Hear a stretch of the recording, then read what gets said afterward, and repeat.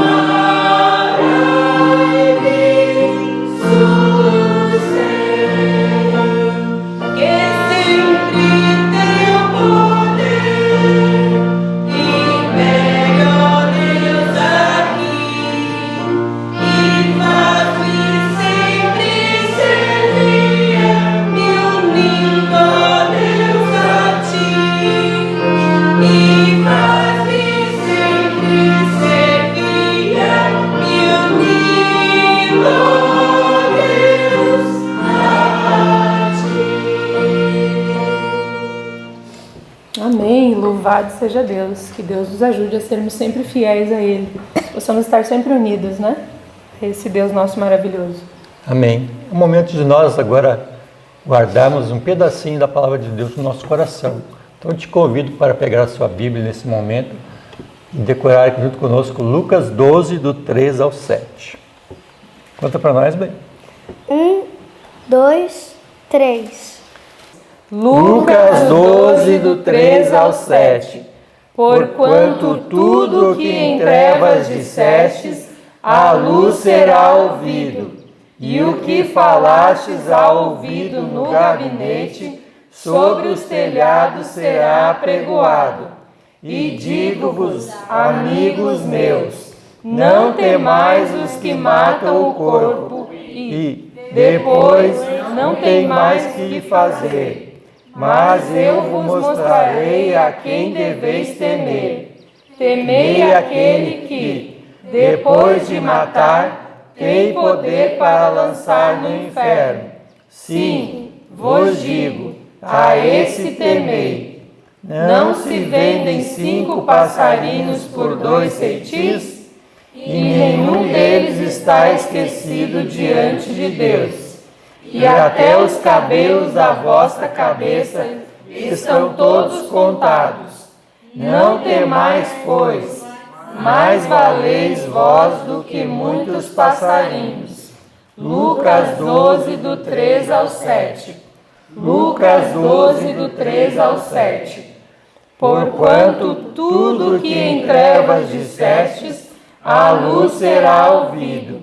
E o que falastes ao ouvido no gabinete, sobre os telhados será apregoado. E digo-vos, amigos meus, não temais os que matam o corpo, e depois não tem mais que fazer. Mas eu vos mostrarei a quem deveis temer. Temei aquele que, depois de matar, tem poder para lançar no inferno. Sim, vos digo, a esse temei. Não se vendem 5 passarinhos por 2 ceitis, e nenhum deles está esquecido diante de Deus. E até os cabelos da vossa cabeça estão todos contados. Não temais, pois, mais valeis vós do que muitos passarinhos. Lucas 12, do 3 ao 7. Lucas 12, do 3 ao 7. Porquanto tudo que em trevas dissestes, à luz será ouvido. E o que falastes ao ouvido no gabinete, sobre os telhados será apregoado. E digo-vos, amigos meus, não temais os que matam o corpo, depois não tem mais que fazer. Mas eu vos mostrarei a quem deveis temer. Temei aquele que, depois de matar, tem poder para lançar no inferno. Sim, vos digo, a esse temei. Não se vendem 5 passarinhos por 2 ceitis, e nenhum deles está esquecido diante de Deus.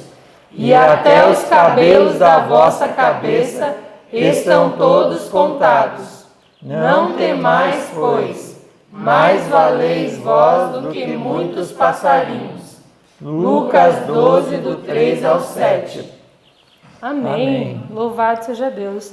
Deus tem tudo nas suas mãos, né? Inclusive sabe cada detalhe do nosso ser, até mesmo dos nossos cabelos. Olha só, quão detalhista Deus é, né? Ele sabe cada pedacinho de nós. Louvado seja Deus por isso.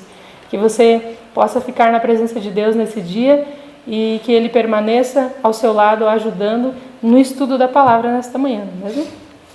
Um bom estudo a todos. Bom estudo, que Deus te abençoe. Até a próxima. Bom dia. Sejam bem-vindos à casa do Senhor. Bom dia para você de casa. Seja bem-vindo também à nossa família, à nossa casa. Que bom que vocês estão aqui mais uma vez para estudar junto conosco.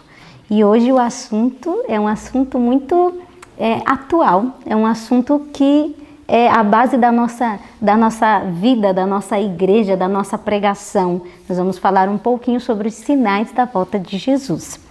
E no que estudamos hoje, nós estudamos aqui, segundo o nosso guia, Amós, capítulo 8 e 9. Nós terminamos o livro de Amós hoje, que legal, né?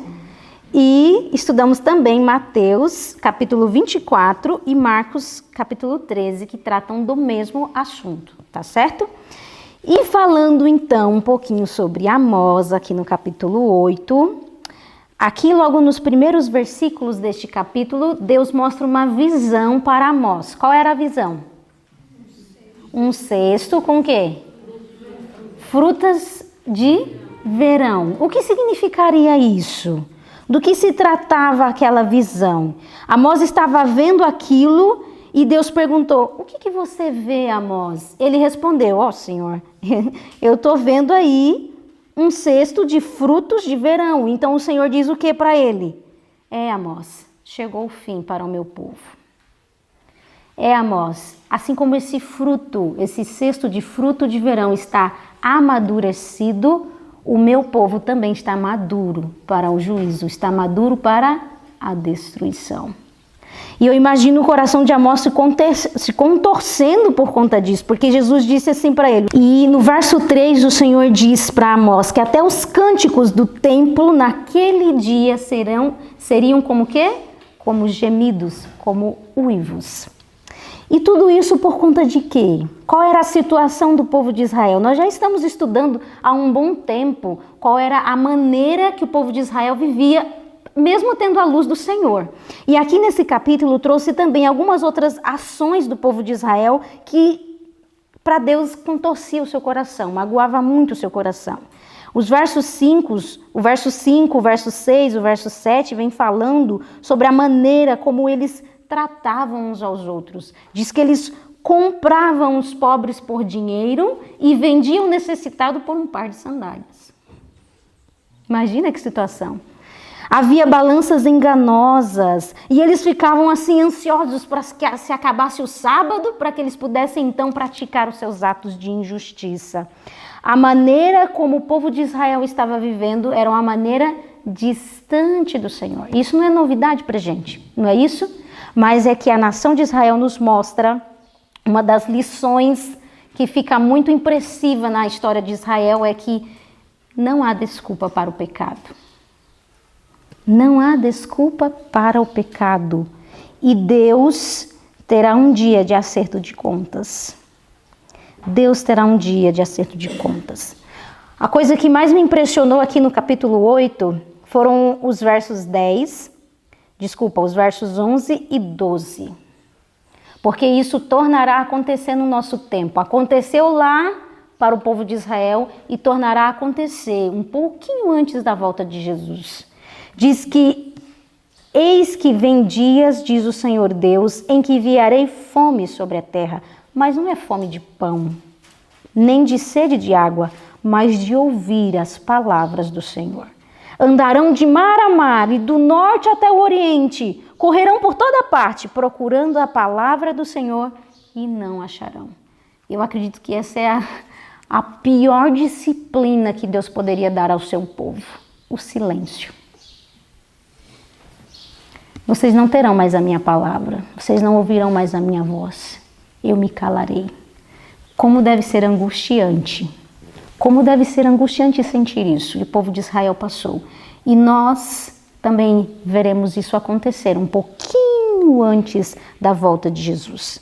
E continuando no capítulo 9, Deus agora se levanta junto ao altar, representando que ele se levanta para punir a iniquidade do seu povo. E o versinho 2 diz que, ainda que eles tentassem fugir, ainda que desçam ao mais profundo abismo, a minha mão os tirará de lá. Se subirem ao céu, de lá os farei descer. O que Deus estava querendo dizer para Amós? Ei, Amós, os meus juízos são inevitáveis. Não tem como escapar. Vai acontecer. Não tem como fugir. Só que Deus diz que nesse tempo haveria para o povo de Israel uma sacudidura. Interessante, né? O livro de Amós se aplica tanto à época que ele estava vivendo, como para a nossa época. Haveria uma sacudidura, verso 9 e verso 10, porque eis que darei ordens e sacudirei a casa de Israel entre todas as nações, assim como se sacode o trigo no crivo, sem que caia na terra um só grão. Todos os pecadores de meu povo morrerão à espada, os quais dizem, o mal não nos alcançará, nem nos encontrará. Haveria uma sacudidura no povo do Senhor.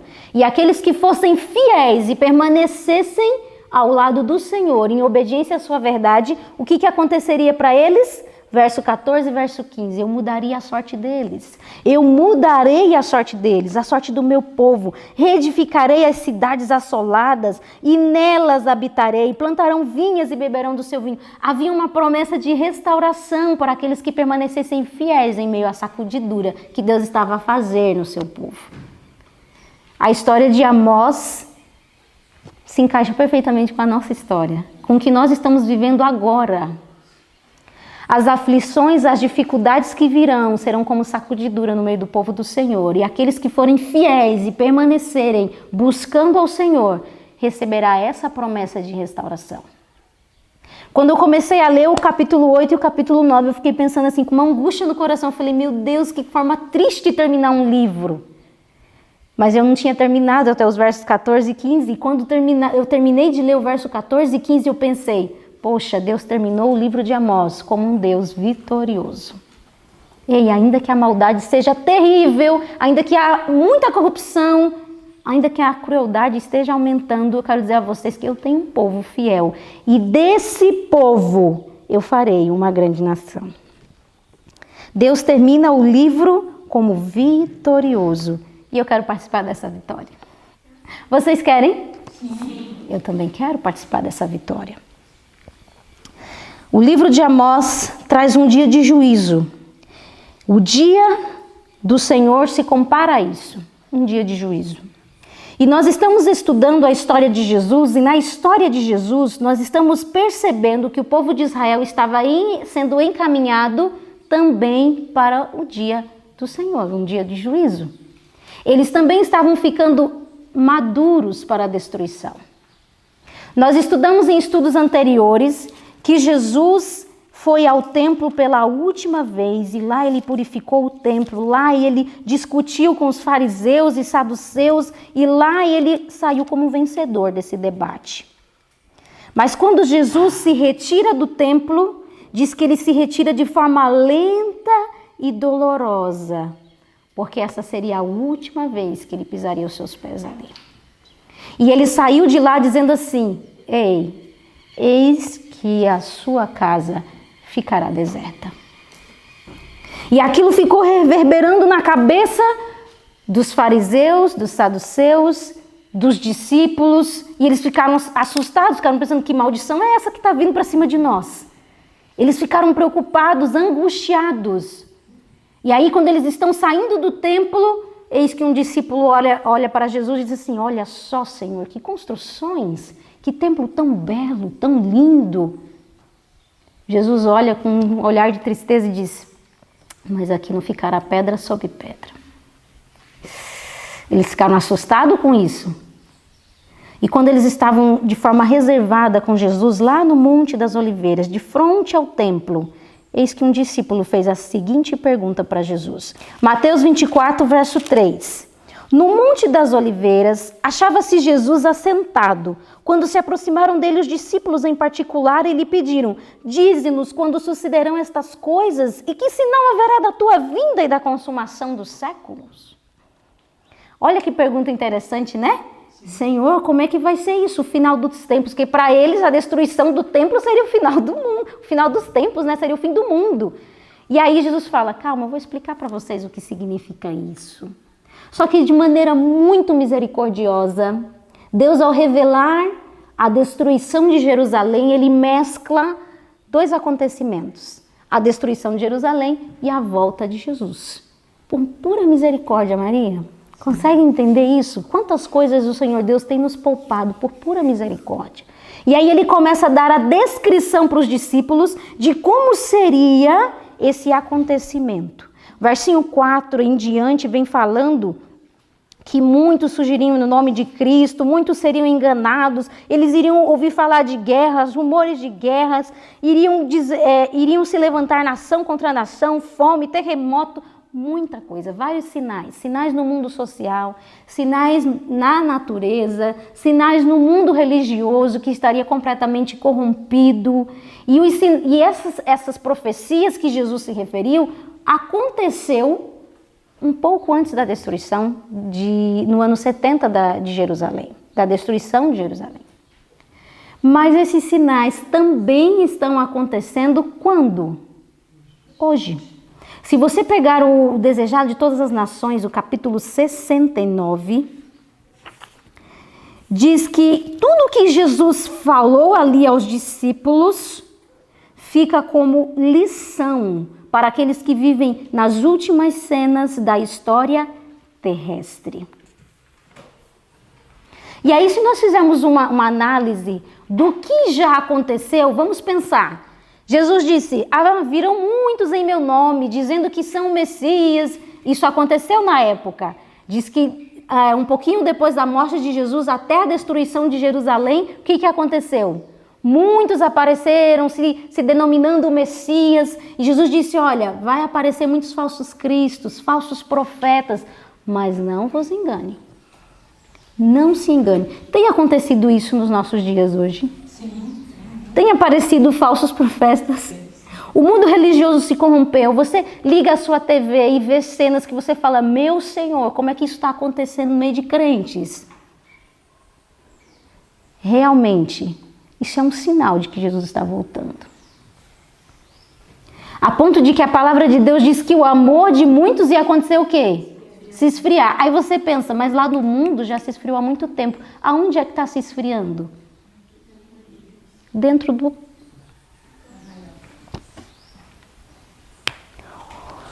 Os outros sinais que Jesus aponta são os sinais de guerras. E nós não precisamos nem falar disso, porque realmente se você liga a sua televisão no jornal, você vai ouvir falar de quê mesmo? Você vai ouvir falar de fome, de coisas incríveis que estão acontecendo aí no mundo afora. Sinais da volta de Jesus. Sinais de que ele está voltando.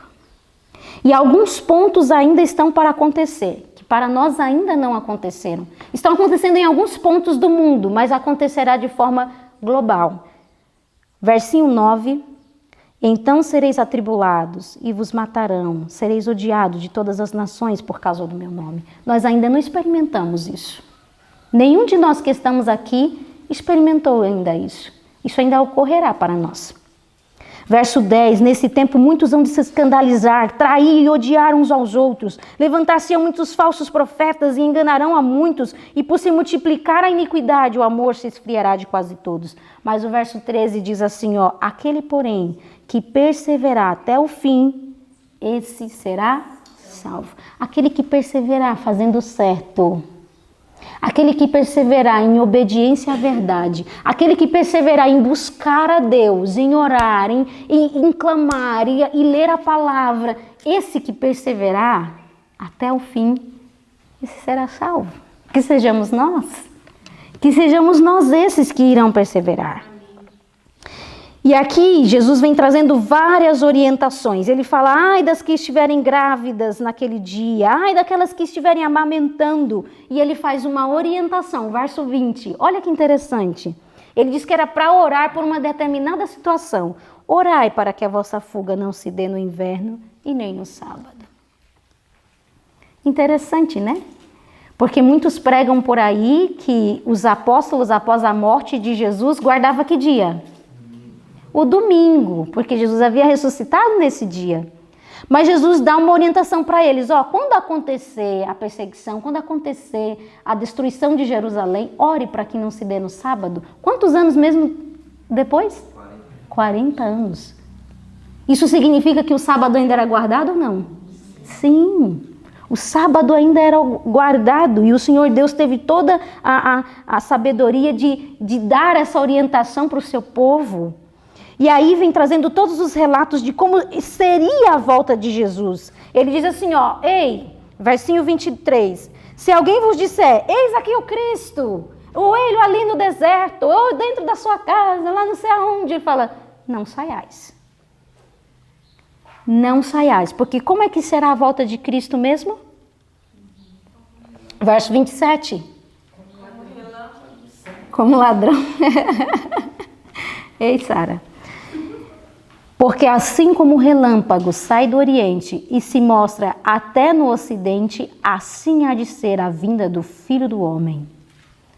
É um evento bem escondido? Secreto? Ninguém vai ver? Todos verão.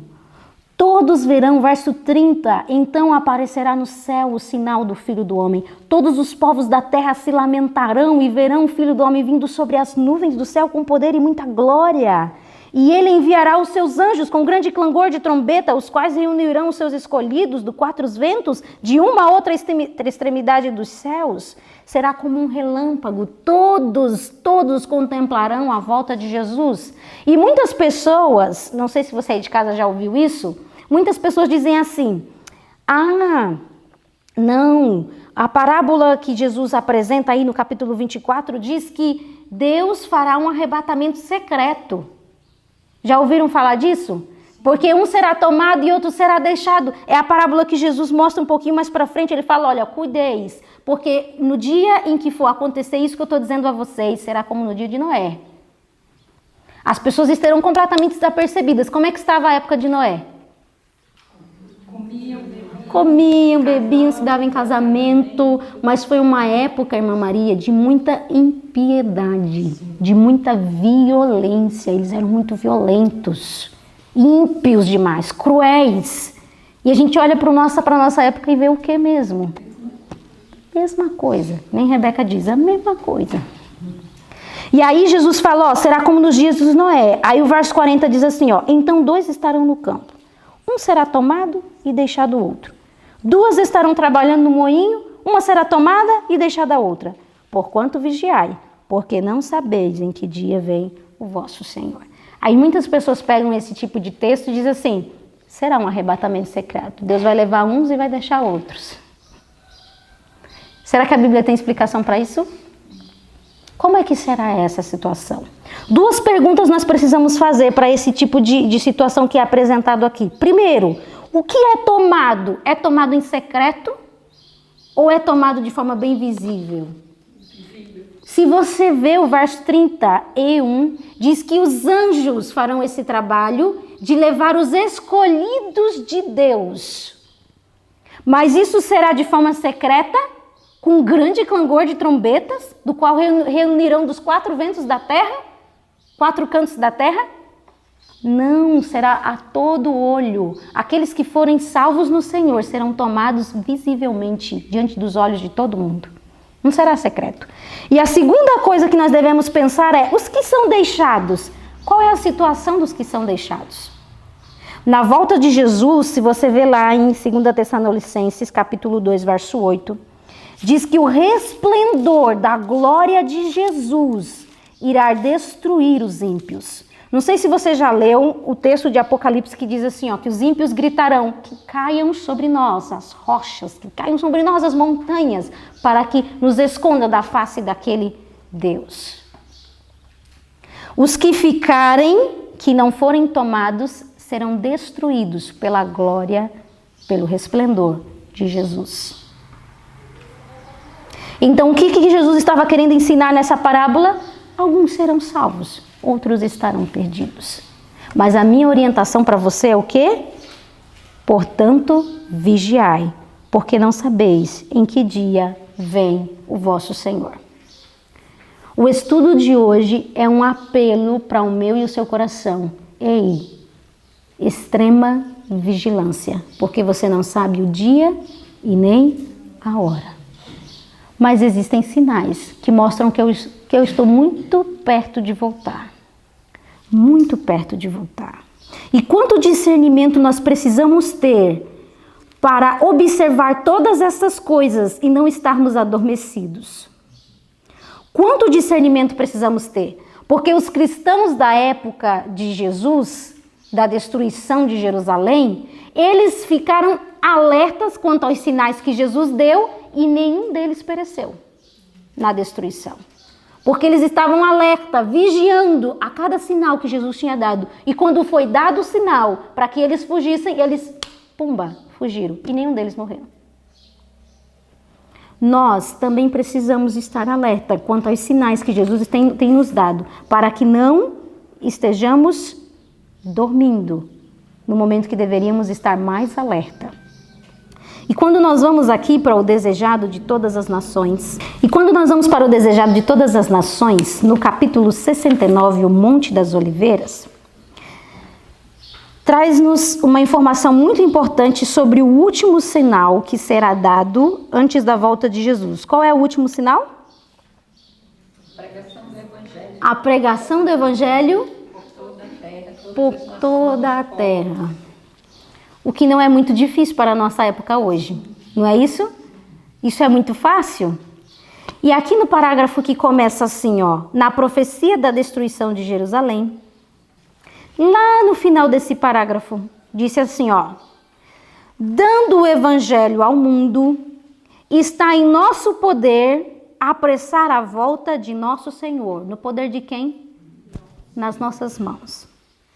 Não nos cabe apenas aguardar, mas apressar o dia de Deus. Houvesse a Igreja de Cristo feito a obra que lhe era designada, como ele ordenou, o mundo inteiro haveria sido antes advertido, e o Senhor Jesus teria vindo à terra em poder e grande glória.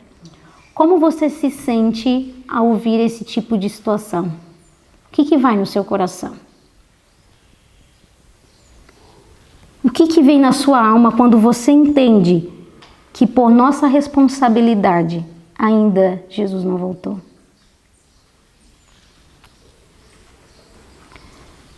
Eu penso que é angustiante, porque nós não entendemos o sentido de estar em vigilância. O que realmente é estar em vigilância? Às vezes nós professamos tanto com a nossa boca que acreditamos na volta de Jesus, mas as nossas ações, as nossas atitudes, o nosso comportamento mostra que nós não acreditamos que Jesus está voltando. Olha aqui o parágrafo que diz assim, ó, como não sabemos o tempo exato de sua vinda. Um pouquinho mais à frente, depois diz assim, ó, os que vigiam à espera da vinda do Senhor não aguardam em ociosa expectativa. A expectação da vinda do Senhor fará os homens temerem-no, bem como os seus juízos contra a transgressão. Deve despertá-los para o grande pecado de lhes rejeitar os oferecimentos de misericórdia. Os que aguardam o Senhor, o que eles fazem?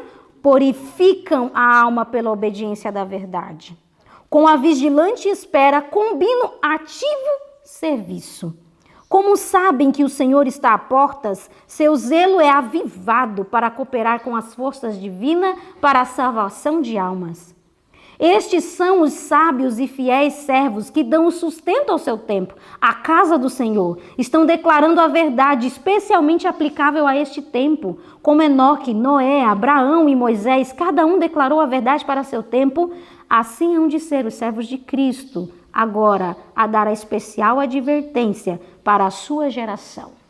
E foi isso que Jesus disse na parábola do mau servo, do bom e do mau servo. Ele diz, ó, no capítulo 24 de Mateus, verso 45 ao 51. Ele diz que para o servo fiel, ele confiou os seus conservos para lhe dar sustento, para cuidar dos seus conservos, até que o tempo que ele voltasse. E diz que o servo fiel faz o quê? Cuida de seus conservos.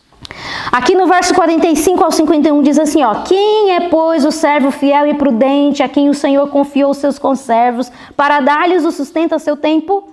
Bem-aventurado aquele servo a quem seu Senhor, quando vier, achar fazendo assim. Em verdade vos digo que lhe confiará todos os seus bens. Mas se aquele servo, sendo mau, disser consigo mesmo, meu Senhor demora-se, e passar a espancar os seus companheiros e a comer e beber com os ébrios, virá o Senhor daquele servo em dia em que não espera e em hora que não sabe. Esse servo mau, por suas ações e palavras, influenciou e disse, meu Senhor demora-se a voltar. E levou muitos à presunçosa negligência. E então a palavra de Deus diz que para esses virá repentina destruição. A exortação do Senhor é: estejamos em vigilância, estejamos em constante oração e busca da presença do Senhor. O último parágrafo que eu gostaria de ler para vocês aqui do Desejado de Todas as Nações, que começa: tudo no mundo está em agitação, fala exatamente do que nós temos vivido agora. Tudo no mundo está em agitação. Os sinais dos tempos são cheios de sinais. O acontecimento por vir projetam sua sombra diante de si. O Espírito de Deus está fazendo o quê? Se retirando da terra. E calamidade segue-se a calamidade em terra e mar. Há tempestades, terremotos, incêndios, inundações, homicídios de toda espécie. Quem pode ler o futuro? Onde está a segurança? Não há certeza em coisa alguma, humana ou terrena. Os homens se estão rapidamente enfileirando sobre a bandeira de sua escolha. Aguardam desassossegadamente os movimentos de seus chefes. Aos que estão esperando, vigiando e trabalhando pela vinda do nosso Senhor. Outra classe cerra fileiras sobre a chefia do primeiro e grande apóstata. Poucos creem de alma e coração que temos um inferno a evitar e um céu a alcançar. O tempo da graça está se findando e todos estão fazendo a sua decisão. Que nós não sejamos enganados, seduzidos, distraídos, ocupados ou enlaçados pelo que o diabo tem feito. Que nós possamos ser esse servo fiel que cuida dos seus conservos e cuida dos bens do seu Senhor. Porque a realidade é que falta só um pouquinho. É só mais um pouco e veremos o Rei em sua formosura. Mais um pouco e Ele enxugará toda lágrima de nossos olhos. Um pouco mais e nos apresentará irrepreensíveis com alegria perante a sua glória. Por conseguinte, ao dar Ele os sinais de sua vinda, disse: ora, quando estas coisas começarem a acontecer, olha o que você tem que fazer. Olhai para cima e levantai as vossas cabeças, porque a vossa redenção está próxima. Você crê que Jesus está voltando? Realmente, de todo o seu ser, de todo o seu coração. As suas ações revelam isso, que realmente você crê que Jesus está voltando. É só mais um pouquinho. E nós vamos ver o Rei em sua formosura. É só mais um pouquinho, esse mundo vai estar acabando. Ainda acontecerão coisas terríveis. Uma angústia qual nunca houve, segundo a palavra do Senhor Deus nos ensina. Mas nós temos graça para vivermos esta angústia. Deus providenciou todos os meios para que possamos passar pelo meio da aflição e estarmos intactos na presença do Senhor. Que seja você esse servo fiel. Que seja eu também. Fazer igual a Irmã Maria. Que seja eu também. Que seja vocês. E neste momento eu gostaria de convidar o irmão Leonardo. Ele irá louvar ao Senhor novamente. E esse hino me fala muito ao coração. Porque é uma pergunta. Você quer mesmo ver Cristo voltar? É o seu desejo, é o anseio do seu coração. Que realmente isto seja, realmente lá no profundo do nosso ser, seja essa a nossa vontade mesmo.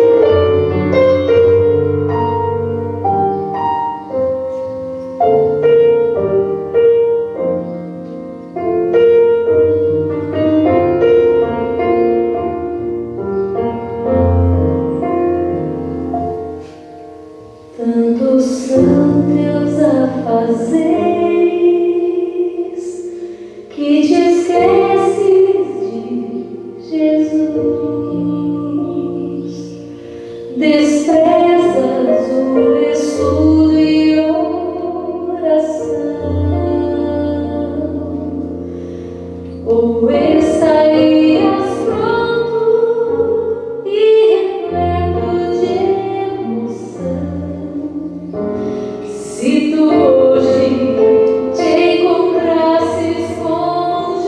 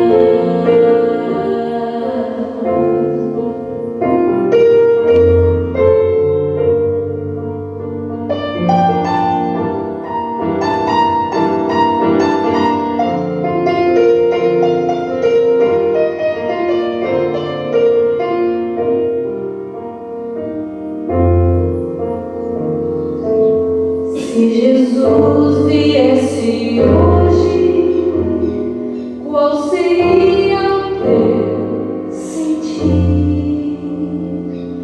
Talvez tu procurasses te esconder devido a um pecado que não queres submeter. Que horror, como simples perecer.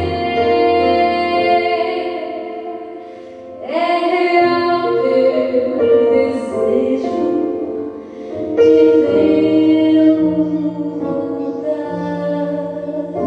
Tu anseias por teu Salvador. São teus lábios louvor, é tua vida, amor. Queres mesmo ver Cristo voltar?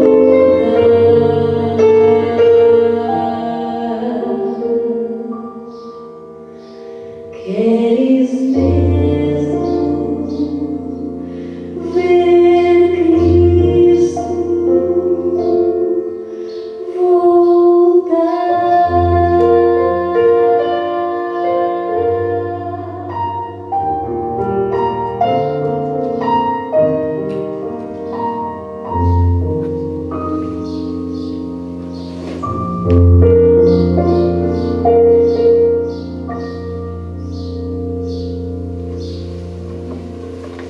Que realmente toda a nossa vida esteja pautada nessa grande esperança da volta de Jesus.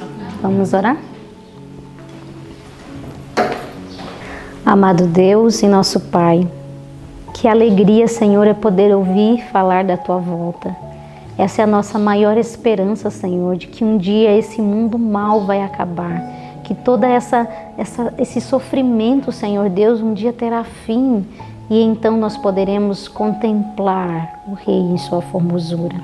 Senhor, que realmente isso esteja dentro de nós, que realmente, Senhor Deus, a Tua volta seja a nosso maior anseio, Senhor, que nada venha cobrir isso, que nada venha estar no lugar desse desejo, dessa vontade. Por favor, Senhor, nós imploramos que o Senhor volte. Nós imploramos para que o Senhor nos capacite a cumprirmos a parte que nos corresponde, Senhor. Também está em nossas mãos apressar a Tua volta. Que o Senhor nos coloque Teu Espírito Santo para que nós possamos pregar e falar e dar a advertência a qual a Tua palavra nos orienta a fazer. Senhor, que realmente o nosso coração esteja preparado para esse grande dia. Não nos permita estar desapercebidos, Senhor. Não nos permita estarmos dormindo, estarmos sonolentos. Não nos permita, Senhor Deus, estarmos tão ocupados e distraídos. Que em nome de Jesus o Senhor nos ache vigiantes, Senhor.